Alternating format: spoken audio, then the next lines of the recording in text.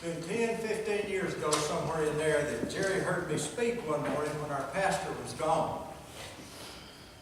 And he started right then. He says, "Bill, I want you to speak at my funeral." I says, "Okay." And the family will back me up on this. At least once or twice a month, ever since then, for 10 or 15 years, he has asked that. So I'm fulfilling Jerry's wishes to be here. This is the old country boy from Barnell. But God works in mysterious ways.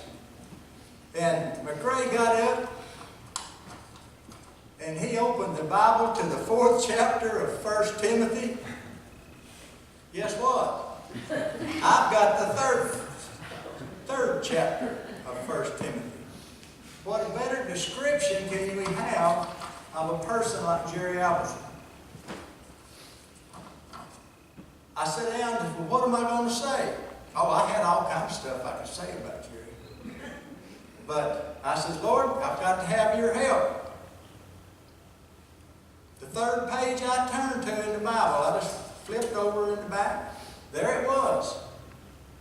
And to me, this is a description of Jerry and his life. So, as I read this scripture, I'm going to stop and make a comment, and I think you'll pick up on what we're talking about. This is from Paul's letter to 1 Timothy, the 3rd chapter, verses 1 through 5. And Paul is talking to Timothy about an overseer. You know, someone who oversees things. Look at Jerry. He was at what? Board of Commissioners 24 years. Overseeing a lot of things. But now this is the Word of God about an overseer. Paul writes, "Here is a trustworthy saying. If anyone sets his heart on being an overseer, he desires a noble task." And Jerry was a noble human being. "Now the overseer must be above reproach." You can't say Jerry was above reproach. "The husband of but one wife, 72 years to Miss Becky." Oh, goodness. Goodness. Had to be temperate and self-controlled. I've never seen him get really disturbed. He always was in control. Always. What better description can come out of the scripture than this?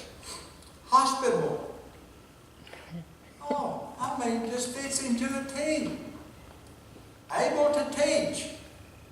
Well, some people might say, "Well, he wasn't a teacher." If you ever sit down and talk to him and listen, you learn. He was a teacher. He was a teacher in the way he lived his life. He was a shining example. Not given to much wine. I don't think he was given to much wine. Never heard about it. But here's a good one. Not violent, but gentle. If there was ever a gentle man, it was Jerry Albertson. Not quarrelsome. I've heard him get in the middle of maybe some politics, something like that. He'd always back down. He wouldn't quarrel. He wouldn't argue. He said, "I'm not going to talk about that." Something like that. I mean, this is such a description. And not a lover of money. But, as McRae said, he did watch after it. But he wasn't a lover of money. All right, now here is the key. This 4th and 5th verse keys in on Jerry. He must manage his own family well and see that his children obey him with proper respect.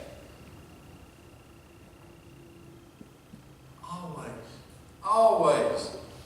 And the 5th one, if anyone does not know how to manage his own family, how can he take care of God's children? You know, there's the Word of God describing Jerry to a T. But now I've also been asked to read something that Jerry wrote to his grandchildren. And listen to what McCrae said, listen to what I've said, but now listen to what this letter says. This is Grand Stories Day. And here's a typical Jerry line.